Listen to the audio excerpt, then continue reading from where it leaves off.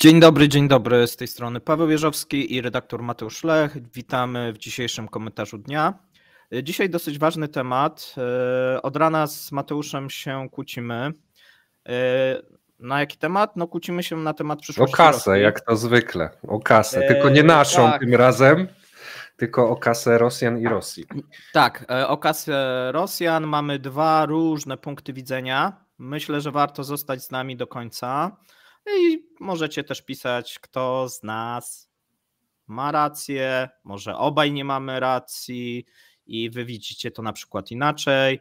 Warto komentować, warto subskrybować, warto, żebym zgolił w końcu brodę. No wiele rzeczy warto, bądźcie z nami, wspierajcie nas, komentujcie. Dobra, bo godzinę będziesz namawiał. Słuchajcie, zebraliśmy się tu w ważnej kwestii. Jak wiecie lub nie wiecie, bo widzicie nas po raz pierwszy, Rosjanie planują zakazać importu zachodnich towarów nieżywieniowych oraz chemii gospodarczej, czyli proszki, ciuszki, buty i tak dalej. Ma to na celu, według nich, stworzenie środowiska do rozwoju przemysłu krajowego. Na spotkaniu w Kazachstanie Władimir Putin powiedział, że to się nigdy nie zdarzyło we współczesnej historii Rosji, żeby branża przemysłowo-wytwórcza przezwyciężyła już wymuszony spadek i rozpoczęła wzrosty i rozwój. Udział produkcji w Rosji, takiej rodzimej, ostatni rok gwałtownie rośnie według Putina. I jednym z pomysłów na to, jak to stymulować, jest zakazanie wszystkiego, co się da sprowadzić z Zachodu, a co można wytworzyć w Rosji. I tu zdania mamy podzielone, gdyż... Tak, ale jeszcze dodaj, że nawet w Rosji są zdania podzielone odnośnie zakazu, bo część rządu, część reżimu chce zakazać tylko zachodnich produktów, a część idzie nawet krok dalej i mówi, żeby zakazać w niektórych obszarach również produktów z tak zwanych krajów przyjaznych, czytaj z Chin. Tak. No i to już jest jak gdyby krok dalej, tak? My mówimy, że no prawdopodobnie na ten moment przynajmniej ten krok dalej jeszcze się nie wydarzy, natomiast ten zakaz dotyczący zachodnich produktów no został przyjęty przez rząd. Przypomnijmy, że jego pomysłodawcą albo tą osobą, która nagłośniła pomysł, bo te pomysły no, były już w zeszłym roku, no, różne kręgi, wiadomo, szczególnie lobbyści dotyczące na przykład produkcji komputerów, dotyczące jakichś produktów odzieżowych, dotyczące też leków, no były wysuwane. Natomiast ostatnio pojawił się taki pan, którego macie na okładce. On zazwyczaj nie chodzi w kaftanie, tylko w garniturach. W garniturach i to najczęściej drogich. Przez wielu jest uznawany za szarą eminencję obecnego reżimu, no, który wysunął pomysł, żeby właśnie zakazać zachodnich produktów importowanych, tak? I tutaj jak gdyby uderzył głównie w ten tak zwany import równoległy. To, co Rosji w 2022 roku dało ten oddech i pozwoliło, no, żeby te towary zachodnie były dostępne, czyli towary sprowadzane nie bezpośrednio z Zachodu, tylko przez kraje trzecie, na przykład z Turcji, z Armenii, z Kazachstanu. No tak. I tu jeszcze jedna rzecz, bo również się wskazuje, że wiele majątków takich, można powiedzieć, jakby to powiedzieć, przestępczych albo przestępczo-biznesowych zaczęło rosnąć, czyli na tym, że imporcie równoległym sporo firm zaczęło sprowadzać te towary z Zachodu z dosyć dużą przebitką. Te towary zachodnie w Rosji są obecnie dosyć drogie albo o wiele droższe niż były przed inwazją z zeszłego roku i coraz więcej pojawia się też podróbek, bo to na to też się również wskazuje. Tak, to nie jest jak gdyby główna przyczyna. No, główną przyczyną jest to, czyli chęć pomocy rodzimym przedsiębiorcom i rodzimemu przemysłowi. Tu się chyba zgadzamy. Do tego momentu tak. Natomiast ty powiedz, co uważasz, bo chyba, że ja mam zacząć. Mam zacząć? Młodsi pierwsi. No okej, myślałem, że ty zaczniesz, bo masz krócej już, to możesz nie zdążyć. Dojdę. Uważam, że to akurat może być całkiem rozsądny ruch w wykonaniu Patryka i Dumy. Z tego względu, i tu wymieniłeś dwie rzeczy. Pierwszą, próba zwalczania mafii. To trzeba tak w jakiś sposób powiedzieć, czyli wzrostu przestępczości, wzrostu zamożności grup przestępczych, które w tym momencie robią niesamowite pieniądze na sprowadzaniu rzeczy zachodnich. Jeżeli wprowadzi się jakiś odgórny zakaz, to nie będzie import równoległy, tylko przemoc, czyli te stosunkowo legalne biznesy będzie można, no nie mówić, że już są legalne i będzie można ścigać i wymagać od tych ludzi, aby to ograniczyli lub brania od nich jakiś opłat, danin, łapówek i tak dalej, więc dla rządu to jest dobra informacja, dla całego aparatu. Prośba, mówmy do mikrofonu bardziej, wiesz? Bo... Wiesz co, mam troszeczkę skręcony. Teraz jest lepiej? Zdecydowanie. Okej. I wydaje mi się, że to jest jedna rzecz, ale to jest taka, można powiedzieć, mało znacząca. Natomiast trzeba spojrzeć z perspektywy tego 1,5 roku. Co się wydarzyło? Jeżeli społeczeństwo w tym momencie zaczyna biednieć, a społeczeństwo jest głównym dostarczycielem pieniędzy do wąskiej grupy rządzących oligarchów i ich przyjaciół, to ciężko będzie utrzymywać dochody na takim samym poziomie dla tej grupy, jeżeli popyt będzie się zmniejszał lub możliwości konsumpcyjne tych obywateli będą się zmniejszać. Jeżeli ludzie mają coraz większe długi, coraz mniej realnie zarabiają, no to są w stanie coraz mniej wydawać. Mają coraz mniej wolnych środków na tak zwaną konsumpcję. Jeżeli konsumpcja, zyski z konsumpcji trzeba podzielić na kilka kupek, czyli podzielić się z ludźmi, którzy zajmują się importem równoległym. I tu nawet już może nie mówimy o mafii, tylko o małych przedsiębiorcach, którzy znaleźli swoją niszę, którzy na tym zarabiają, a dodatkowo zarabiają firmy zachodnie, które ewentualnie jeszcze zostały, a można by było tego zakazać, to tworzy ci się w gospodarce pusta przestrzeń, którą można zagospodarować towarami, które normalnie nie znalazłyby rynku zbytu. Przykład takich, butów filcowych, których opowiadaliśmy w porannym cepie, jest fajnym przykładem. But filcowy jest butem prostym, niezbyt skomplikowanym, nie ma tam zbyt dużej technologii, fabryki do tej produkcji nie są może jakieś wymagające. Na pewno jest to but mniej kosztowny, mniej absorbujący jakoś technologicznie niż but z membraną, jakiś taki typowo do chodzenia po górach, z treksem jakimś, gdzie jest naszpikowany technologią. Po co? Można produkować filce. I normalnie, jeżeli byś miał na półce buty trekkingowe i filce, to duża część ludzi weźmie buty trekkingowe. Może słabszej jakości, może z Chin, ale nie weźmie ci tych butów filcowych. Natomiast jeżeli to odetniesz i postawisz na półce tylko filce, no to ludzie, którym buty się zepsuły, mają w tym momencie dwa wyjścia. Albo zapłacić jakoś super drogo na czarnym rynku, gdzieś, gdzie będzie przemyt i będzie to utrudnione, albo pójść i kupić filce, których właścicielem, który wyprodukował te filce, będzie jeden z biznesmenów, oligarchów lub zaprzyjaźnionych z gdzieś tam górą władzy. I taki schemat można powtarzać wszędzie.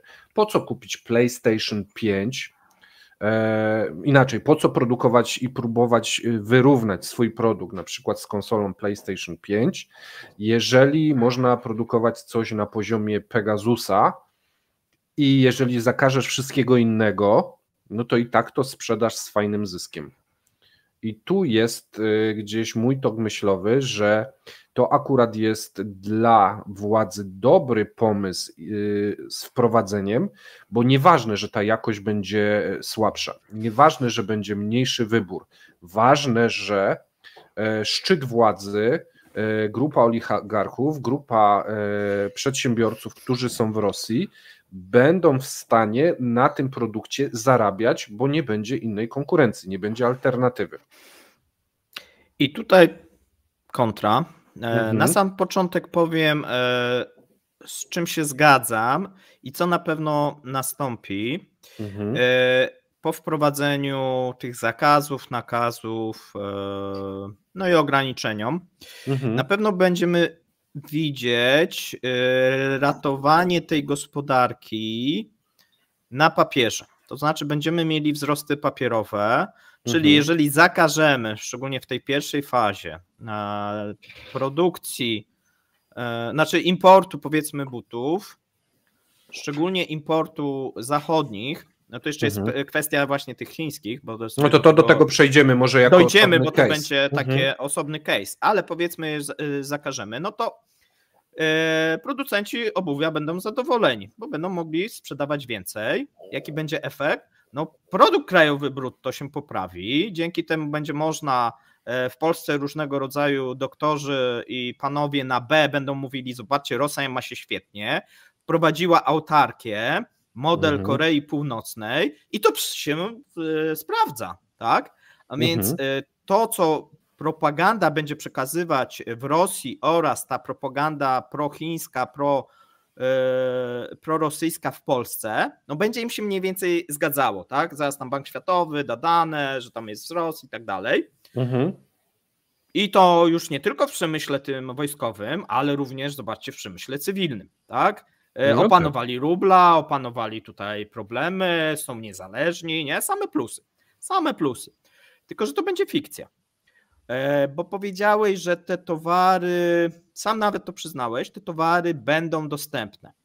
Ja akurat jestem starszy od ciebie i mam tą przyjemność, że żyłem w takim ustroju, gdzie były zakazane albo trudno dostępne zachodnie towary, ale były. I w Rosji będzie tak samo. Te towary, no bo wyobraźmy sobie takiego mieszkańca Moskwy, który do tej pory korzystał z towarów, na przykład iPhone'a, jakiegoś komputer markowy i odzież, na przykład miał buty, nie wiem, tam Adidas, Nike, jakichś innych tam firm, żebyśmy już nie wymieniali i nie reklamowali. To czy uważasz, że oni następnego dnia powiedzą, jest zakaz, idę do sklepu, patrzę, w tym sklepie są tylko te gumofilce? To co, no gumofilce są przenośnią, bo wiesz, no tych butów będzie tak, ileś albo będę chodził, dopóki się nie zedrą i nie kupię sobie nowych, no bo po pierwsze nie ma gdzie kupić, no bo zakaz. Po drugie, no ja będę wspierał rosyjskie towary, nie? No tak nie będzie. Jaki efekt będzie praktyczny, że towary zachodnie będą dostępne w Rosji, ale będą jeszcze droższe, bo teraz czy to tak jak walka z nielegalnym alkoholem, nie? Powiedzmy i prohibicja, tak? Walczono, efekt był taki, że spożycie powiedzmy wzrosło, tak? I jak gdyby majątki te nielegalne dopiero się wtedy stworzyły. No jeżeli teraz zakażemy i ten import równoległy będzie zakazany, no to będzie szmuglowane będą to towary. No i teraz jeżeli one kosztują przykładowo 1000 rubli, no to po wprowadzeniu zakazów będą kosztowały 1500-2000, ale nadal będą dostępne. W kraju tak dużym jak Rosja nie da się praktycznie wykonać takiego zakazu. Ale ty chyba mijasz się z sensem całego tego wprowadzenia zakazu, bo rozważamy, czy to jest szaleństwo, czy to jest dobry pomysł. I właśnie, i czy to jest szaleństwo, czy to jest dobry pomysł. Dobrze. I ja uważam, że to jest dobry pomysł. To jest szaleństwo. Dla władzy. Nie. Dla władzy to jest bardzo niebezpieczny pomysł, bo idziesz już sprawdzonym historycznym torem. Za komuny wiele towarów było zakazanych. Jak to się skończyło? Była przecież autarkia, tylko że ona trochę była bardziej doskonała nawet niż to, co Rosjanie proponują, bo Rosjanie proponują, że tylko będzie to, co Rosjanie wyprodukują.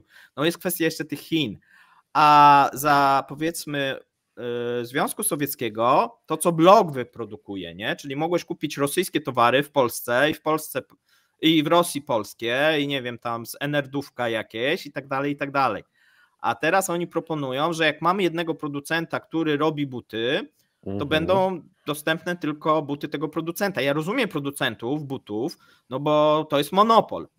A w momencie dla gospodarki, jak się kończy, jeżeli mamy sytuację, gdzie mamy monopol czy zmowę, no kończy się najczęściej tragicznie. Kończy się tragicznie dla klientów, no bo w tym momencie te buty, no po co ja mam dbać?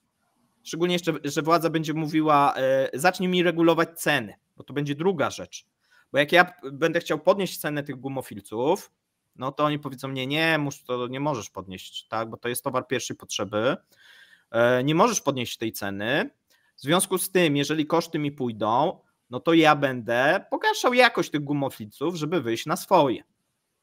I taką sytuację mieliśmy za PRL-u i za komunizmu, tak? Były wyroby czekoladopodobne i przede wszystkim pojawiły się braki w sklepach, tak? No bo jeżeli ja mam ograniczoną liczbę towarów i nie mam towarów konkurencyjnych, no to mogą być jakieś problemy logistyczne w którymś momencie i ja na przykład nie dowiozę tych swoich gumofilców do sklepa, a zachodnich gumofilców nie ma, tak? No bo są zakazane, albo inaczej, no w sklepie może i by były, ale one są zakazane, no i żeby te zachodnie, ponieważ tych nie ma, no to pojawi się drugi rynek i ja będę musiał pójść gdzieś tam powiedzmy na bazar albo z internetu sobie zamówić do domu, bo pamiętajmy, że to też się zmienia, wiesz, do tej pory było tak, że musiałeś iść do sklepu, a teraz jest trochę na tą wysyłkę.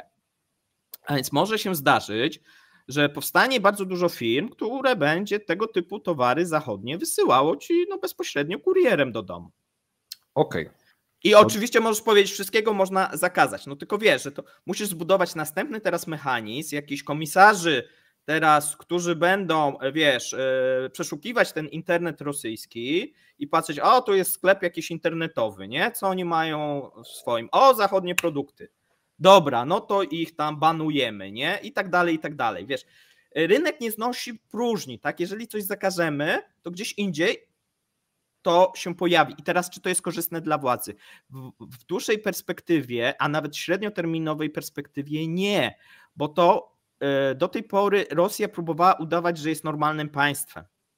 A teraz jest jak gdyby powiedzenie, no jednak jesteśmy tak trochę nienormalnym państwem i próbujemy iść w kierunku Korei Północnej.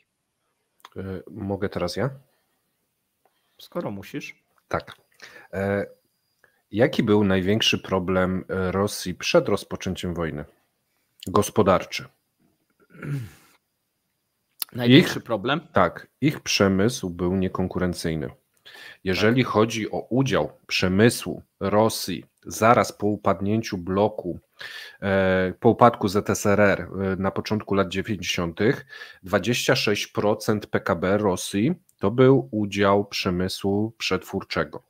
W tym momencie mieliśmy w zeszłym roku, o ile dobrze pamiętam, około 12% i ten udział spadał z roku na rok. W tym momencie mamy w roku 2023 wzrost udziału o 2%.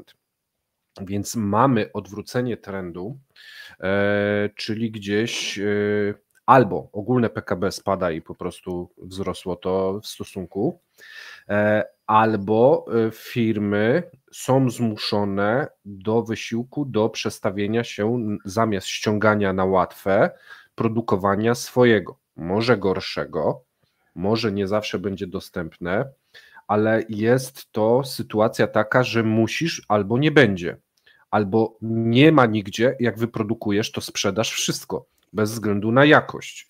Więc jest to szansa na to, żeby troszeczkę przystymulować produkcję, przynajmniej w krótkim okresie. Rosjanie ale jeszcze, poczekaj, jedna uwaga i to musimy wprowadzić, bo bez tego też żeby było tak jak mówisz, trzeba jeszcze zakazać towarów chińskich.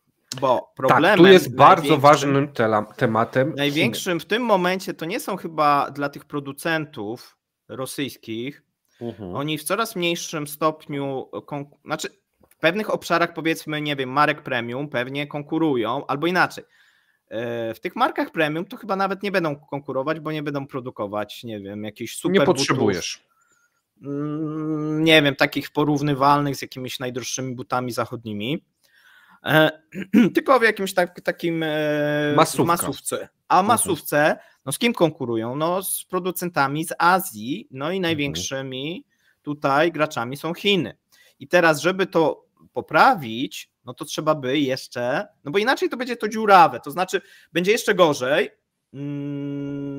z twojego punktu widzenia, no bo jeżeli nie zakażemy chińskich, no to tak, zakażemy zachodnie, które były droższe. Są droższe, a zaleje nas chłam. Lepszej jakości, a zaleje nas chłam tańszy i wtedy ci producenci będą konkurować no, z chińskimi, w jeszcze większym stopniu z chińskimi produktami, czyli będziesz miał do wyboru albo chińskie o podobnej jakości, ale tańsze, albo rosyjskie, no ale rosyjskie, no bo już tam żadnego innego przymiotnika. No to wtedy, wiesz, wychodzi ci ten jakiś patriotyczny nurt? Nie, no to nie. Tu się zgadzam z tobą, że po zakazaniu produkcji zachodniej i po próbie wdrożenia i zobaczeniu, jak wygląda ten rynek, no bo to myślę, że to jest znowu niegwałtowny rzut, tylko metoda salami. Będzie robiona lista, zakazujemy tego i tego, bo widzimy, że nasi koledzy produkują to i to sobie radzą. I za chwilę patrzymy, no okej, tu jest jakaś nisza, na której szłoby zarobić kilkaset milionów w skali tam dekady, no to zakazujemy z zachodu to, próbujemy wchodzić, zobaczymy jak to się nam układa z towarami chińskimi, a w razie gdyby zalew chiński był tak duży, no to wydaje mi się, że zaczną się pojedyncze ograniczenia też produkcji chińskiej. I teraz słuchaj, jak to widzę całościowo? Rosjanie będą chodzili w chłamie, będą kupowali chłam, będą za to płacili tyle, co trzeba, tyle, co im narzucą i mogą być braki. Okej, tu się z tobą zgadzam, że będzie jak za komuny, ale czy to spowoduje, że władza będzie miała mniej pieniędzy? No nie. No bo fabryki będą płaciły podatki, będzie zatrudnienie, więc nie będzie, wiesz, przyrostu bezrobocia, będzie to krążyło w obiegu zamkniętym, ale nie będzie wypływało, tak jak teraz, jak mamy wypływ kapitału zachodniego z Rosji. A jeżeli będzie to wprowadzony taki system, to będzie biednie, ale będzie może w miarę jakoś stabilnie. I tu mówimy nie o okresie 3-4 dekad, że to będzie tylko mówimy o okresie 3 na przykład lata do czasu, aż ten konflikt się zakończy. A później możemy wrócić, wiesz, może się zmienić reżim, mogą się dogadać. Tu też musisz się zgodzić, że znaczy te Chiny to tak trochę ale jeżeli byśmy założyli, że w którymś momencie również te produkty chińskie zostaną ograniczone, nie wiem, cła zostaną wprowadzone czy cokolwiek innego. Myślę, że to będzie najłatwiejsze, żeby wprowadzić cła, nie? Jakieś tam. No tak, tylko wiesz, to też w drugą stronę, wiesz, nie wiem, czy Chiny sobie też pozwolą, a to uzależnienie jest duże. No bo to też jest tak, że Rosjanie też widzą, że są bardzo uzależnieni od tych produktów chińskich i być może będą chcieli właśnie wprowadzać ograniczenia metodą taką stopniową. Na razie ograniczmy, podnieśmy, zobaczmy, chrońmy nasz rynek. Tak, tylko, modyfikujmy troszeczkę nasze fabryki. W kierunku takiej Korei Północnej i moim zdaniem Rosji przy tak małym jednak rynku ta autarkia, no bo mówimy teraz o takiej autarkii, tak? Tak. Oprócz tej spożywki, która, znaczy oni pewnie tą spożywkę też może kiedyś wprowadzą na przykład na wybrane towary, chociaż nawet widzimy, że w tej spożywce, tak, no mamy zakaz eksportu tych kurczaków, zakaz eksportu pszenicy durum i tak dalej. I tam się pewnie będą, pojawiały zakazy eksportu, za moment będzie jakiś zakaz importu, żeby nie konkurować, bo jakieś tam produkty spożywcze, nie wiem, jabłka, no zresztą to oni przerabiali, tak? Są konkurencyjne, nie wiem, marchewka konkurencyjna, ziemniaki z Uzbekistanu to może jednak nie i tak dalej, i tak dalej. Tylko że to może jak gdyby uderzyć w mojej ocenie, no bo budujesz takie imperium. No z gówna i patyków. No, tak z gówna i patyków, ale takie zamknięte na bardzo dużym obszarze, z małą ilością ludzi, z małym rynkiem, tak? I i być może faktycznie, tutaj ja się z tobą zgodzę, w przypadku takiej perspektywy pół roku, roku, no to jest próba, no nie gry wiem. na czas. Gry na czas. Czyli dokładnie to, co obserwujemy we wszystkich innych gałęziach. Tak, i dlatego to może akurat zostać wprowadzone i tutaj mam zgodę, natomiast upadek będzie jeszcze bardziej potężny, no bo w tym momencie Zachód, jak gdyby idziesz swoją ścieżką, nie? Tak, odłączasz się zupełnie od tego jeszcze światowego rynku, nie? I mówisz, dobra, my będziemy robić własne komputery, my będziemy robić własne smartfony, my będziemy robić coś tam, nie? No, bo nasza myśl techniczna za 5 lat porównasz sobie i będzie tak jak za komuny, tak? Masz jeden produkt, ale to nie masz produkt zachodni. Nie ma znaczenia. I ja już ci tłumaczę dlaczego. Moim zdaniem. To moim zdaniem właśnie ta decyzja może doprowadzić, że będzie łatwiej wygrać wojnę w Ukrainie, ale może doprowadzić do upadku imperium. Jakiego imperium? Nie ma imperium. Nie istnieje coś takiego jak imperium rosyjskie w tym momencie. Umówmy się, 1,7% PKB przed wojną globalną. No co to za imperium? Jedź tam na Kreml i powiedz im, że nie ma imperium rosyjskiego, zobaczysz jak zareagują. Tak? Słuchaj, dlaczego uważam, że to dobry pomysł? Wyobraź sobie, że nie wprowadzają tego pomysłu. Kapitał dalej wypływa na zachód, żeby kupować produkty zachodnie, pośrednicy zarabiają, niekoniecznie legalnie, ubywa środków w Rosji. Ludzie zauważają, że brak jest coraz większy, Zachód widzi, że Rosja coraz bardziej karleje i nie potrafi sobie z problemem poradzić. No to co będzie robić? Będzie ją dusić. Natomiast przy wprowadzeniu tego, choćby to było krótkotrwałe, choćby były same gumofilce i smalec w sklepie, Rosja powie, my tak będziemy żyli, a wojny nie zakończymy.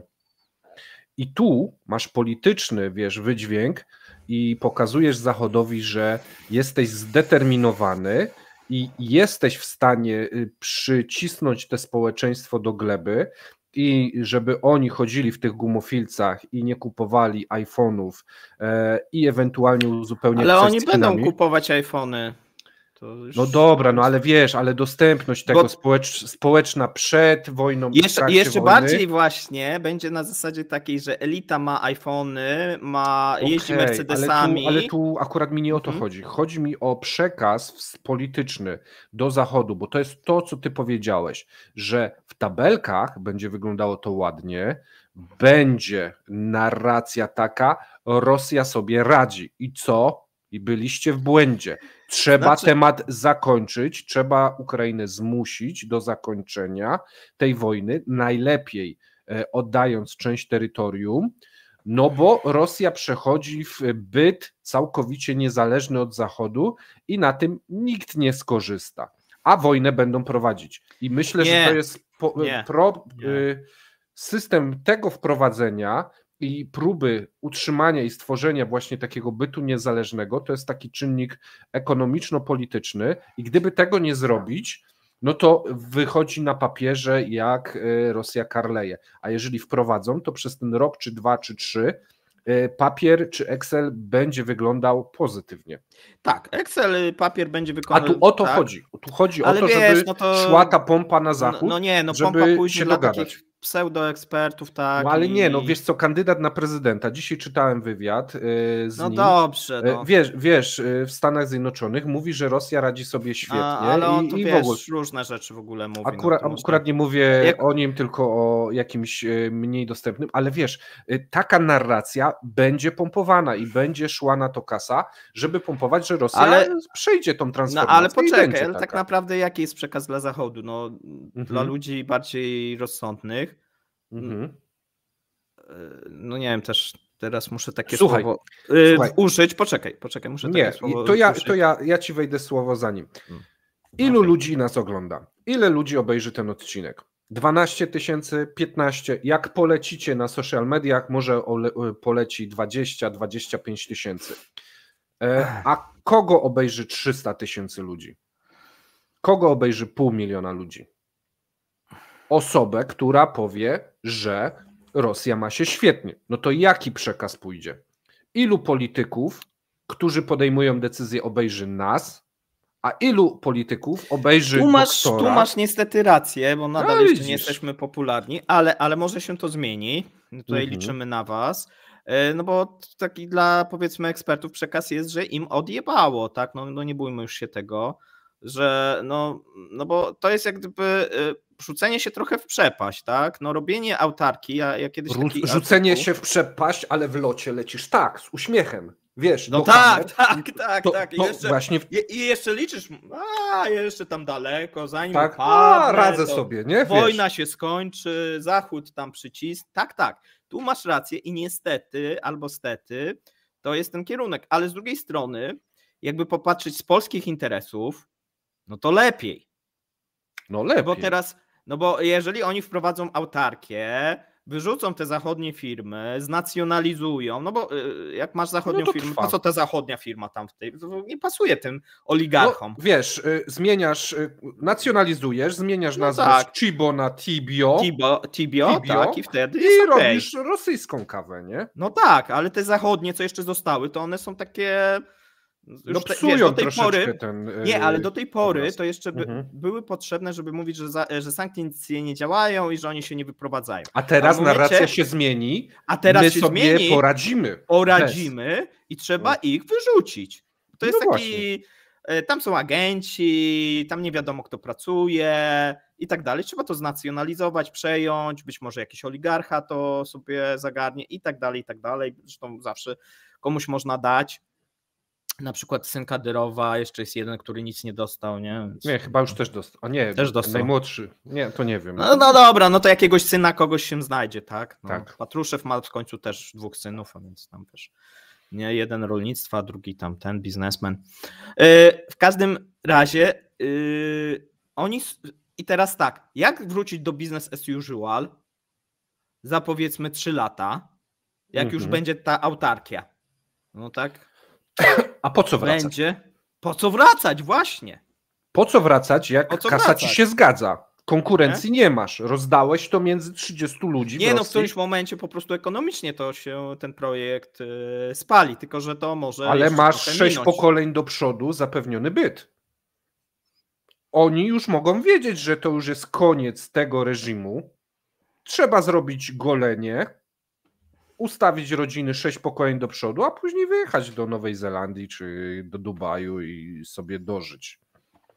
No zobaczymy, słuchajcie, zobaczymy jak to będzie wyglądać. Ja obstawiam, że ten projekt zakończy się totalną porażką, natomiast widzę oczywiście te pozytywy na takim krótkim okresie, które są ponętne dla władzy. Ja rozumiem, dlaczego oni chcą to wprowadzić i tutaj akurat się zgadzam, chociaż uważam, że docelowo to przyniesie więcej szkody i nie jest to warte, no bo co nam to da? No da nam to, że można tą wojnę prowadzić dłużej i być może ją wygrać. Być może. I tu powiedziałeś bardzo ważną rzecz. Nie wprowadzając tego, jaką masz szansę wygrać tę wojnę i utrzymać jeszcze się w wojnie rok, 2, 3? No jakaś jest, tak. Ale mniejsza niż jak to wprowadzisz. Bo zyskujesz przekaz polityczny, zyskujesz Excel i zyskujesz, ogólnie kasę dla swoich. Więc ten ruch... Ale tworzy sobie nowe problemy też. Ale za 3 lata. Społeczne, tak. Ale kogo obchodzi społeczeństwo w Rosji? No to prawda, że akurat to Dlatego najmniej. ja uważam, że nie zwariowali i to jest dobry pomysł. I dajcie znać, drodzy widzowie, w komentarzach, bo tu mamy troszeczkę inne spojrzenia, chociaż widzę, że troszeczkę się też zgadzamy. Tak, powiedzcie, co sądzicie, a my wam serdecznie dziękujemy za obejrzenie do końca. Trzymajcie się. Cześć. Cześć, miłego wieczoru.